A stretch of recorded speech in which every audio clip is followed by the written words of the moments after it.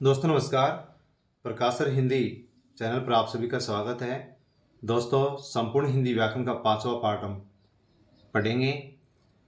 हिंदी व्याकरण को 3 भागों में खंडों में बांट करके पढ़ा जाता है। वर्ण विचार जो हमने पढ़ लिया है, शब्द विचार पढ़ेंगे और वाक्य विचार आगे पढ़ेंगे।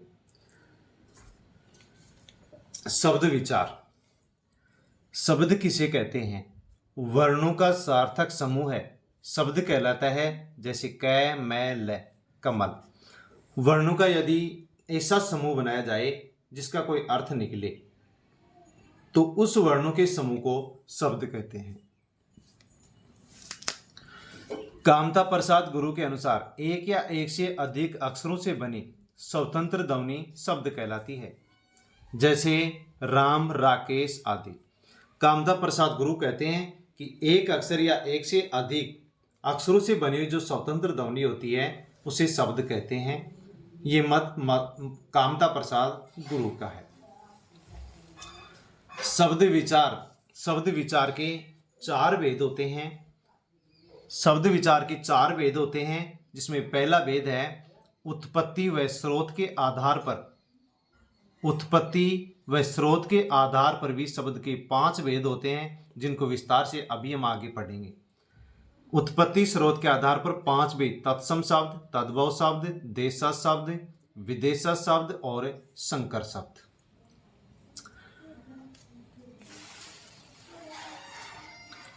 व्युत्पत्ति व रचना व बनावट के आधार पर शब्दों के 3 भेद होते हैं। व्युत्पत्ति, रचना, बनावट के आधार पर 3 भेद होते हैं: रूढ़ शब्द, यौगिक शब्द, योग रूढ़ शब्द। शब्द विचार का तीसरा भेद है रूप परिवर्तन के आधार पर 2 भेद होते हैं। एक तो होता है विकारी शब्द, और विकारी शब्द के भी 4 भेद होते हैं: संज्ञा, सर्वनाम, विशेषण और क्रिया। यानी शब्द विचार का तीसरा भेद है रूप परिवर्तन के आधार पर शब्द के भेद। वो 2 होते हैं, विकारी और अविकारी। विकारी के भी 4 भेद होते हैं: संज्ञा, सर्वनाम, विशेषण और क्रिया। दोस्तों, बहुत ही कम समय में हम संपूर्ण हिंदी व्याकरण को पढ़ेंगे, जिससे कि हमें समय भी ज़्यादा नहीं लगे और रिवीजन भी अच्छा हो। साथियों, यदि वीडियो एक बार अच्छी तरह से देखें, दोबारा और तीसरी बार वीडियो को देखें तो इससे हमारा बहुत ही जल्दी रिवीजन हो जाएगा, ज़्यादा इसमें समय नहीं लगेगा। अविकारी या अव्यय शब्द, जिसके 5 भेद होते हैं: क्रिया विशेषण, संबंध बोधक, समुच्चय बोधक, विस्मयादि बोधक और निपात। इनको विस्तार से हम आगे पढ़ेंगे। चौथा भेद है अर्थ के आधार पर। 8 भेद होते हैं: एकार्थी शब्द, युगम या समानोच्चारित शब्द, अनेकार्थी शब्द, समूहवाची शब्द, पर्यायवाची शब्द, शब्द समूह यानी वाक्यांश के लिए एक शब्द, विलोम शब्द और समान प्रतीत होने वाले भिन्नार्थक शब्द। अब हम इनको विस्तार से पढ़ते हैं कि शब्दों के जो 4 भेद होते हैं उसमें पहला भेद है उत्पत्ति स्रोत के आधार पर। शब्दों के भेद 4 होते हैं: तत्सम, तद्भव, देशज और विदेशज। उनमें से हम पहला पढ़ते हैं तत्सम शब्द। क्या होते हैं तत्सम? तत् धन सम। इसका अर्थ हुआ उसके समान। उसके समान किसके समान? संस्कृत के समान। यानी संस्कृत के समान जो शब्द हिंदी भाषा में प्रयुक्त हो रहे हैं उन शब्दों को तत्सम शब्द कहते हैं। संस्कृत भाषा के वे शब्द जो हिंदी में ज्यों के त्यों प्रयुक्त किए जाते हैं उन्हें तत्सम शब्द कहते हैं। संस्कृत भाषा के शब्द हैं जो हिंदी में उसी प्रकार से प्रयोग में ले जाते हैं जिस प्रकार से संस्कृत भाषा में प्रयोग में ले जाते थे, उनको तत्सम शब्द कहते हैं। जैसे अक्षी, पर्ण, पाषाण, गर्दभ आदि। यानी अक्षी शब्द है, पर्ण है, पाषाण है, गर्दभ है, अन्य बहुत सारे शब्द हैं जो कि संस्कृत भाषा में प्रयुक्त किए जाते थे। उसी प्रकार से आज उन शब्दों को भी हिंदी भाषा में उसी प्रकार से प्रयुक्त किया जा रहा है, तो ये तत्सम शब्द कहलाते हैं। दूसरा भेद है तद्भव शब्द। तद् धन भव तद्धन भव, तद्भव का अर्थ हुआ उससे पैदा होना। उससे किसे? संस्कृत भाषा से। संस्कृत से पैदा हुए शब्द तद्भव शब्द कहलाते हैं। तद्भव की परिभाषा है वे शब्द जो संस्कृत से पैदा हुए हैं, थोड़े से रूप परिवर्तन के साथ हिंदी में प्रयोग किए जाते हैं, उनको तद्भव शब्द कहते हैं। जैसे आँख, पान पत्ता, पहान और गधा। अक्षय से जैसे संस्कृत भाषा से पैदा हुए शब्द हैं, लेकिन थोड़े से रूप परिवर्तन के आधार पर हिंदी में प्रयोग में लिए जाते हैं। जैसे अक्षय से बहुत लंबे समय की यात्रा में अक्षय शब्द बदल गया, परिवर्तित हो गया। अक्षय से जैसे आँख बन गया। जैसे गर्दभ से गधा शब्द बन गया, तो गर्दभ तत्सम है और गधा तद्भव है। अक्षय तत्सम शब्द है, और जैसे उसे एक शब्द बन गया आँख, तो ये तद्भव शब्द है।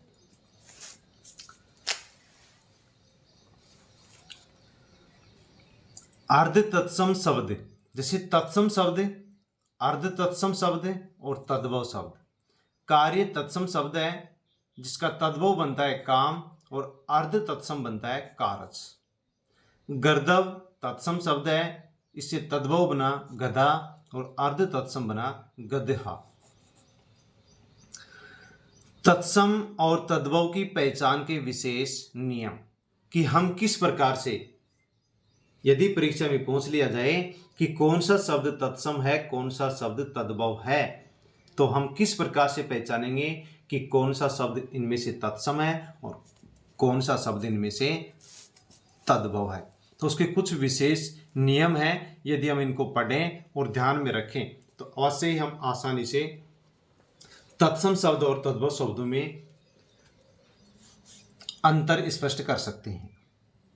नियम पहला है अनुस्वार ऊपर बिंदी, अनुस्वार युक्त शब्द तत्सम होते हैं, और चंद्र बिंदु, चंद्र और बिंदु युक्त शब्द तद्भव होते हैं। अक्षरतः जिस शब्द के ऊपर चंद्र बिंदु है वो तत्सम शब्द है, और जिस शब्द के ऊपर अनुस्वार है वो तत्सम शब्द है, और जिस शब्द के ऊपर चंद्र बिंदु है वह तद्भव शब्द है।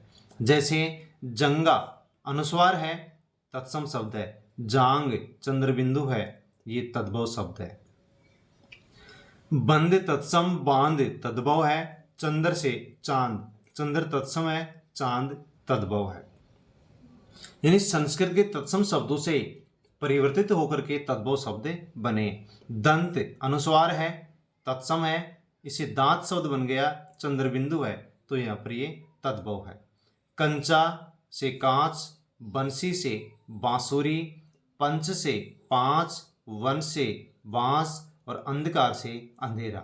अंधकार शब्द से बहुत लंबे समय के इस इतिहास में एक अंधकार शब्द बदल गया, परिवर्तित हो गया, अंधेरा बन गया, तो इसके ऊपर अनुस्वार है, ये तत्सम है, और अंधेरा पर ए के ऊपर चंद्र बिंदु है, ये तद्भव है। इस प्रकार से साथियों हम पहचान सकते हैं। हमारा पहला नियम था। आसानी से नोट्स भी बना सकते हैं, स्क्रीन को रोक करके नोट्स बना सकते हैं ताकि हम बार बार उसका रिवीजन कर सकें, और हमेशा ही जब भी ज़रूरत पड़े तो उनको पढ़ सकते हैं, देख सकते हैं।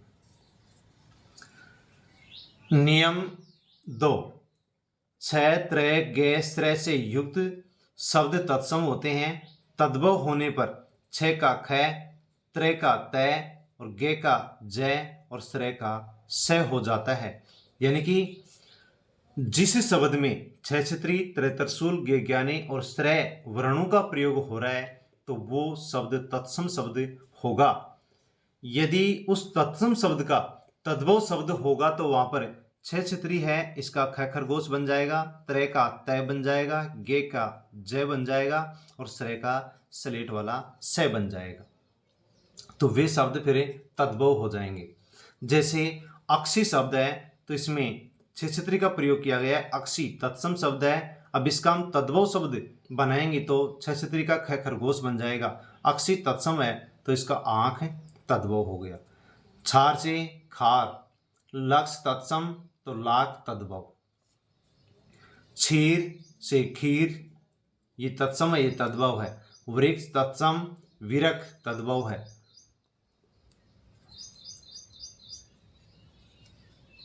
रक्षा, रक्षा तत्सम है और राखी तद्भव है। रात्रि तत्सम रात तद्भव। इसी प्रकार से पुत्र से पूत, चित्रक से चीता बन गया, मित्र से मीत, मित्र तत्सम है, मीत तद्भव है। श्रृंग तत्सम, सिंह तद्भव। अश्रु से आंसू, श्रम से सेवा, श्रृंगार तत्सम है और श्रृंगार तद्भव शब्द बन गया। तो यह हमारा दूसरा नियम था तत्सम और तद्भव शब्दों से संबंधित। तीसरा नियम पढ़ेंगे।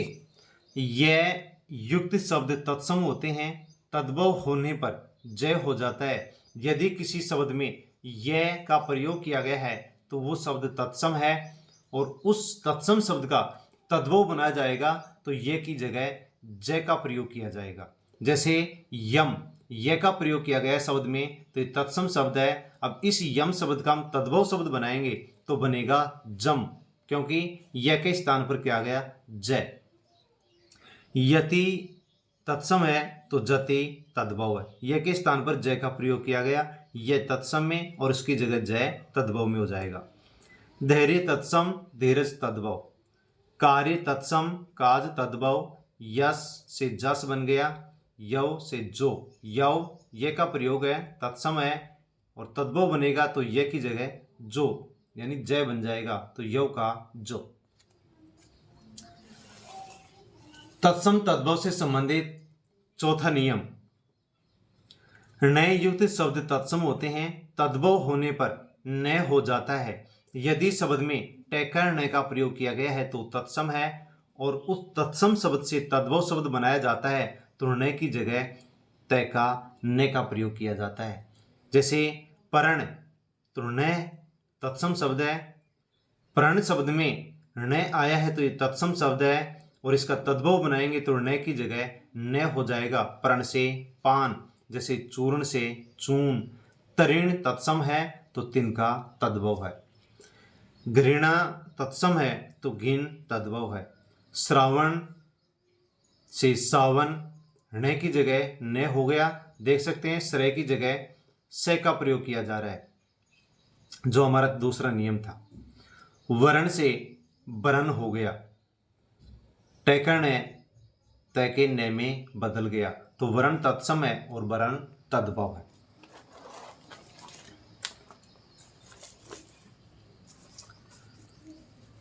पांचवा नियम पढ़ेंगे। यदि डे और डे के नीचे बिंदी नहीं लगी हो तो वे शब्द तत्सम होते हैं, और यदि डे और डे के नीचे बिंदी लगी हो तो वे शब्द तद्भव होते हैं तथा तत्सम में आने वाले टे का डे हो जाता है। तो तत्सम तद्भव शब्दों की पहचान के 4 नियम हमने पढ़े, उसमें से उसके बाद में 5वां नियम है कि यदि शब्द में डे और डे का प्रयोग किया जा रहा है और उनके नीचे यदि बिंदी नहीं है तो वे तत्सम शब्द होंगे, और यदि शब्द में डे और डे का प्रयोग किया जा रहा है और उनके नीचे बिंदी है तो वे तद्भव शब्द होंगे। साथ में तत्सम में यदि टे का प्रयोग किया गया है तो तद्भव में टे की जगह डे का प्रयोग किया जाएगा। जैसे करपट, ये तत्सम शब्द है क्योंकि इसमें टे का प्रयोग किया गया है। अब इसका तद्भव बनाएंगे तो उसमें टे की जगह डे का प्रयोग होगा, जैसे कपड़ा। गोटक से, गोटक तत्सम है, घोड़ा तद्भव है। वट से बड़, वह तत्सम में आता है और बै तद्भव में आता है। टे तत्सम में आता है और उसकी जगह डे तद्भव में आता है, तो वट तत्सम है और बड़ तद्भव है। मरकटी से मकड़ी, परपट से पापड़, कटु से कड़वा। तो साथियों याद रखना, ध्यान रखना कि डे और डे के नीचे यदि बिंदी आ गई तो वो तद्भव शब्द है, और डे और डे के नीचे यदि बिंदी नहीं आती है तो वो तत्सम शब्द है। अगला 6वां नियम है, यदि रे वर्ण ऊपर लगा हो या नीचे लगा हो अर्थात री युक्त शब्द तत्सम होते हैं, तद्भव होने पर पूरा रे बन जाता है या इनका री रे का लोप हो जाता है। यदि शब्द में रेप के रूप में ऊपर लगाओ या नीचे लगाओ, या फिर शब्द में री का प्रयोग किया गया है, रे ऋषि का प्रयोग किया गया है, तो वो शब्द तत्सम होते हैं। यानी शब्द में रेप का प्रयोग है, ऊपर रे नीचे रे, और री का प्रयोग है तो तत्सम शब्द है। यदि उस तत्सम शब्द से हम तद्भव शब्द बनाते हैं तो रेप और री का रे बन जाता है, या फिर रेप और रे का लोप हो जाता है। जैसे कि हम उदाहरण से समझें, जैसे कर्म, ऊपर रेप है, रे है, तो तत्सम शब्द है। अब इसका तद्भव बनाएंगे तो इस रेप का लोप हो गया काम, तो कर्म तत्सम है, काम तद्भव है। पूर्व, ऊपर रेप रे है तो तत्सम है, पूरब तद्भव है। गृह है, री का प्रयोग किया गया, तत्सम है और तद्भव बन गया घर। घृत तत्सम है, री का प्रयोग है तो तद्भव बन गया गी। मृत से मरा, पृष्ठ से पीठ, तो पृष्ठ तत्सम है और पीठ तद्भव है। कर्पूर से कपूर, ऊपर रेप का प्रयोग किया गया है, ये तत्सम है, ये तद्भव है।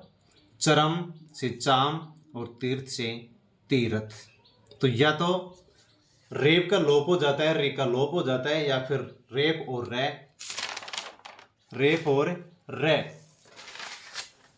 रे में बदल जाते हैं, या इनका लोप हो जाता है। तत्सम और तद्भव शब्दों की पहचान का 7वां नियम है, यदि स किसी शब्द के प्रारंभ में आ जाएं तो वह शब्द तत्सम होता है। तद्भव होने पर स का स हो जाता है या लोप हो जाता है। यदि शब्द के प्रारंभ में सलीपा सलेट का प्रयोग किया जा रहा है तो वो तत्सम शब्द होगा। उस तत्सम शब्द का तद्भव शब्द बनाएंगे तो सलीपा और सलेट का सलेट बन जाता है। जैसे स्तन तत्सम शब्द है क्योंकि स का प्रयोग शब्द के प्रारंभ में किया गया है, इसका तद्भव बनेगा थन। सौजन तत्सम है क्योंकि शब्द के प्रारंभ में स का प्रयोग किया गया है, सौजन से सज्जन। सयाली से साली, और तद्भव में क्या हो जाएगा, सलीपा सलेट का सलेट में रूपांतरण हो जाएगा, बदलाव हो जाएगा। श्वास से सांस, स्थान से थान और स्थल से थल। तो ये हमारे तत्सम और तद्भव शब्दों की पहचान के नियम थे। इनको यदि हम एक बार, दो बार, तीन बार देखें तो आसानी से समझ में आ सकता है, या फिर हम नोट्स के रूप में भी इनको लिख सकते हैं। विशेष, हिंदी क्षेत्र की बोलियों में स व्यंजन ध्वनियाँ नहीं है तथा स व्यंजन वाले शब्द संस्कृत, अरबी, फारसी, अंग्रेजी आदि भाषाओं से लिए गए हैं।